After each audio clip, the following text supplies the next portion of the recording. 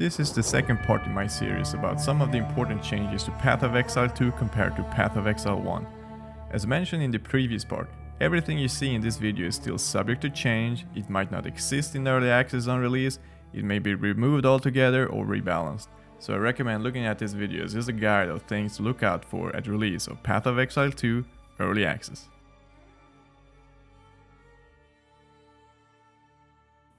Critical Strike no longer inherently apply elemental ailments, but more on that later.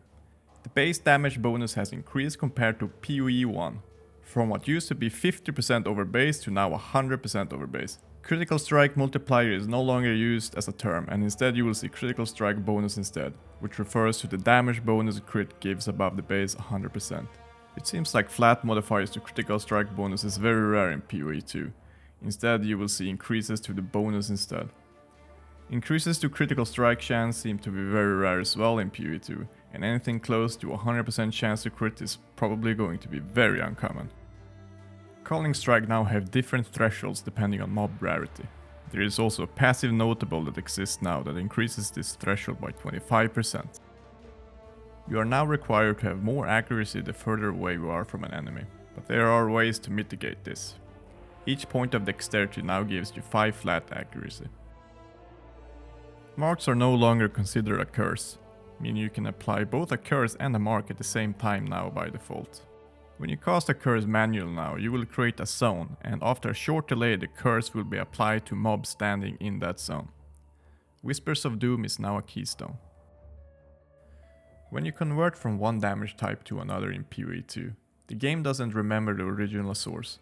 So if you are a base fist build with a lot of increased physical damage in your passive tree, then allocate Avatar of Fire to convert Fist to Fire, all those fist nodes no longer increase the converted damage and your build is significantly worse.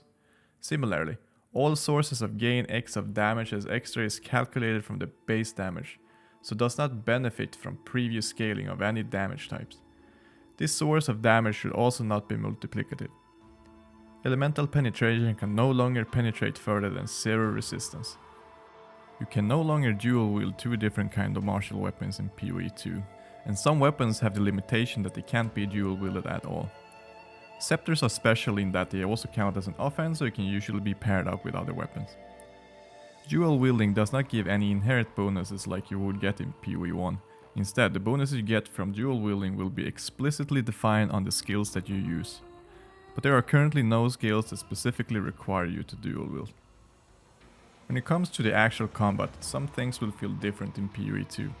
As mentioned, there is an automatic weapon swap functionality, which adds a flat 250 millisecond delay for the swap. This is at least one way to be lowered. You can retarget some skills during attack or cast. Monsters and players will be able to push each other around. For example, you might be able to push away small mobs when you dodge roll, but not big monsters. And big bosses will be able to push you around when they attack you. Some skills will allow extra projectiles to shotgun. Almost all crossbow skills will do that from what we've seen so far. And Thorns is a new damage source, meaning it doesn't count as an attack, spell, dot or secondary source of damage. Totems have their own weapon in PoE 2, stats of which will be specified on the skill itself. They are also considered an ally, which may mean they can be buffed by offensive auras, which wasn't the case in PoE 1. The Ancestral Bond keystone is no longer preventing the player itself from doing damage as it does in PoE 1. To simplify combat, there is no longer a difference between spells and attacks on you as a player from monsters, however the opposite is still not true. This means that you can evade spells and that spell suppression is completely gone. Strictly speaking, you can evade all projectiles and strikes, not other AoE hits, but the acrobatics keystone will make it possible to even evade those. Similarly to Evasion, you can now block both spells and attacks, specifically all projectiles and strikes. In some boss encounters, the game will indicate when there is an incoming unblockable hit. Raise Shield is a new active channeling skill given to you from all strength-based shields. It gives 100% block chance in front of you while still retaining passive block chance everywhere else. Some skills like Magma Barrier interact specifically with Raise Shield. As you are blocking hits with Raise Shield, a stagger meter will build up that will eventually knock you out of Raise Shield and give you a stun-like animation. Dodge Roll is a new inherent ability available to all characters in PvE2. It can be used by every character without any cost and effectively give you 100% evasion in the beginning of a dodge roll. You can dodge roll as much as you want, but on average it will have the same movement speed as just running. Dodge rolling does not give you phasing, and heavier mobs could completely block your roll, while smaller enemies may be pushed away. Most skills can be cancelled at any point using a dodge roll, but dodge roll itself cannot be cancelled. Strength now gives 2 life per point. Only hits to life can cause bleeding. Sources of increased life have been almost completely removed on the passive tree. And low life threshold is now 35% instead of 50%. Energy Shield no longer protects against bleed and poison, but as mentioned before, a hit has to damage life in order to apply bleed. Energy Shield now protects against chaos damage except for poison. However, chaos damage does double damage against Energy Shield.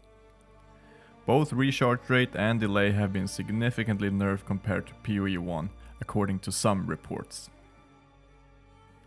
Leech is something GGG has stated they are not very happy with in PoE1.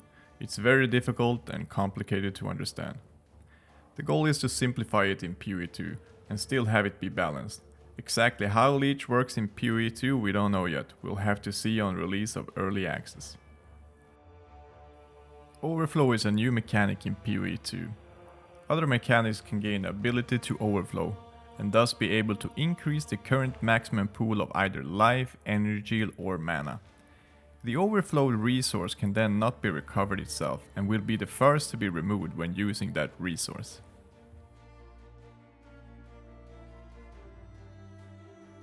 Similarly to PoE1, melee and physical generates more stun.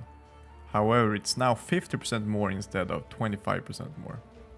New mechanic for PoE2 is that you also build up heavy stuns. This is a much stronger stun that staggers the enemy for a long duration. The progress towards a heavy stun is visible below the health bar on all enemies. Some abilities can heavy stun an enemy that is primed for stun. This works similar to Culling Strike but for heavy stun instead. If you have a skill that can do this, a glowing globe will indicate when an enemy is primed for stun. Damaging ailments have been changed significantly compared to PoE1.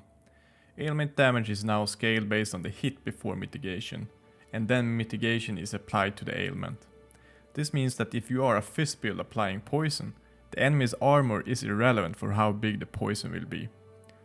You also only scale the hit and the base effect of the ailment, so in the same example with Fist to Poison, you can't increase the poison damage with increased damage to chaos, even though poison is chaos. But there are ways to increase the base damage of the ailment. Poison now only have 1 stack by default, but there are ways to increase this. Like in PoE1, you want to gain flat added chance to apply poison. Ignite chance works differently now. There are no flat chance to ignite sources. Instead, every fire damage hit can apply ignite. The base chance is 25% of the ratio between damage and the enemy's ailment threshold. Meaning a big hit enough to kill a normal enemy would only have a 25% chance to ignite at base, but there are sources that increases the base chance. Note that ailment threshold is significantly lower for bosses compared to their life. Critical hits do not inherently apply ailments anymore. Instead, some ailments continuously build up from every hit, with the correct damage type, and when the build up reaches 100% the ailment is applied. Examples would be freeze with cold damage. Shock on the other hand work like ignite. Its chance to apply is based on the damage of the hit, and the shock effect is always 20% at base. Similarly to ignite, there are sources of increased chance to shock. A lot of skills can apply an ailment when an enemy is primed for them. In PoE2 you can also completely freeze bosses. There are also other forms of crowd control in PoE2. For example, Jagged Ground created by some slams will slow enemies in its area, Pin which will immobilize enemies, and Daze which we don't know much about yet. If you have any questions about the mechanics in the topics covered, let me know. Don't forget to watch part 1 if you haven't. And good luck on early access release.